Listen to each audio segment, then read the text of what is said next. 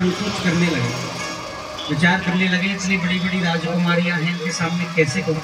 कन्हैया तुमको तो बस ऐसे कोई शादी विवाह की बात ऐसे बीच में करते हैं क्या? कुछ नहीं भैया, ये सब अपनी ही है, इसलिए ये कोई दूसरा पराया नहीं है। मैं तो ये पूछ रहा हूँ शादी, हाँ भैया मन में नहीं थी लेकिन पिताजी ने जोरी से शादी करवा दी। तुम्हारी भाभी का नाम है सुशीला। कन्हैया कहने लगे कि भैया हमारी भाभी ने हमारे लिए कहा भेजो। अब जैसे ही कन्हैया ने कहा कि हमारी भाभी ने हमारे लिए कहा भेजो, तो महाराज सुदामा जी संकोच करने लगे, विचार करने लगे कि इन राजकुमारियों के बीच में मैं ये बताऊंगा कि चावल भेजेंगे। ये तो बड़े बड़े पकवान खाने वाले हैं, राजकुमारियां हैं, बड़े बड़े घरानों की हैं, इनके सामने कैसे बताऊं कि एक मित्र, कन्हैया का एक ही तो मित्र है, वो भी चावल लेकर के आए। सुदामा जी संकोच करते और अपनी गठरी को ऐसे दबाते। कन्हैया 2-3 बार कहा, तो जब सुदामा ने नहीं दिया तो कन्हैया ने इशारे से देखा और झटके से उस पोटली को अपने हाथ में ले लिया। और जैसे ही सुदामा उस पोटली को देख रहे थे, घुमा घुमा कर देखते हैं, चारों तरफ फटे पुराने कपड़ों की बनी हुई है। जैसे ही पोटली को अपने हाथ पर खोला, उसके अंदर चावल रखे हुए हैं, और चावलों को देख करके और कन्हैया खूब रोए। और चावलों के द्वारा जो सुशीला ने जो पत्र लिखा था भगवान को इशारों में, उसे भगवान ने पांच लिया और मनी मन सुशीला, सुदामा की पत्नी सुशीला से मनी मन कह रहे भगवान, एक मास 2 पक्ष में 2 एकादशी हो, और सो प्रभु दीन दयाल ने नित प्रतिदीन मोय।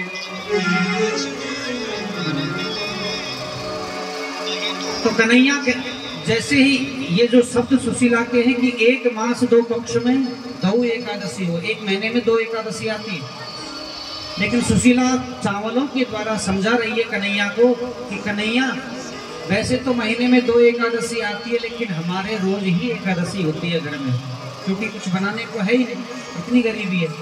तो सुदामा भगवान ने इशारों में समझा दिया सुशीला भाभी को। जैसे ही चावलों को खोल के देखा, 1 मुट्ठी भरी और अपने मुख में जैसे डाला, मन ही मन कहा कि आज जो सुख इंद्र को मिलता है एक लोक का, वो सुख मैं आज सुदामा को प्रदान करता हूं।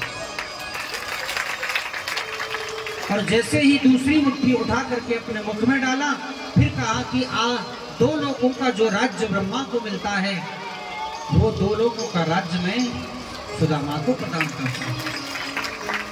और जैसे ही तीसरी मुट्ठी भरने लगे सज्जनों, रुक्मणी जी ने अपना कन्हैया का हाथ पकड़ा। अब रुक्मणी जी कन्हैया मन ही मन बातें कर रहे हैं इशारे से। रुक्मणी जी कह रहे हैं कि बहुत ब्राह्मणों पर फैल रहे हो, बहुत बरस रहे हो ब्राह्मणों पर, तो तुम जानते नहीं ब्राह्मण कौन है। मन ही में इशारा हो रहा है, दूसरे सुन नहीं रहे। बोले तुम जानते नहीं ब्राह्मण कौन है? बोले वही ब्राह्मण है जिन्होंने तुम्हारे सीने में लात मारी थी। का रही हरि को घटो जो भृगु मारी लात। भृगु ऋषि ने भगवान विष्णु के, नारायण के वक्ष स्थल पर लात मारी। आप ये लड्डू गोपाल की सेवा करते हो, घर किसके घर में लड्डू गोपाल जी? हाथ ऊपर करो सबके। आज घर जाकर के देखना लड्डू गोपाल जी को, या फिर कल सुबह जैसे स्नान कराते हो आप, ठीक है, जो भी स्नान कराते हैं, या पोशाक को हटा करके देखना, भगवान के उल्टे हाथ की तरफ अब सीने पर एक चरण का चिन्ह बना हुआ है। ठाकुर जी के चरण का चिन्ह बना हुआ है। वो चरण का चिन्ह क्या है? भृगु ऋषि का चिन्ह चरण है। एक बार सभी देवताओं ने ये ठनी कि सबसे बड़ा कौन, और इसकी परीक्षा लेने के लिए भृगु ऋषि को किया कि भृगु ऋषि जी तुम लेकर के आओ सबकी परीक्षा और बताइए कि सबसे बड़ा देव कौन। सबसे पहले शंकर भगवान के पास में गए, अब शब्द बोल दिए, भृगु ऋषि ने तो वहां से भगा दिया। ब्रह्मा जी के पास में गए तो ब्रह्मा भी क्रोधित हो गए। और जैसे ही भगवान नारायण अपने शेष नाग पर लेट रहे थे, लक्ष्मी पैर दबा रही थी, भृगु ऋषि ने जाकर के सीधे ना पूछा ना ताछा और सीधे अपने चरण का प्रहार भगवान के वक्ष स्थल पर सीने पर मार दिया। जैसे ही भृगु ऋषि ने भगवान नारायण के सीने का वार किया, भगवान तुरंत खड़े हो गए और भृगु ऋषि के चरणों को पकड़ लिया। कि प्रभु ये आपने क्या कर दिया? अरे मेरा तो जो हृदय है कठोर है, पत्थर की तरह कठोर है, आपके चरण कोमल है, आपके चरणों में लग गई होगी मेरे हृदय से। भगवान के ऐसे स्वभाव को देख करके और भृगु ऋषि ने ये बात बताई कि सबसे बड़े नारायण हैं।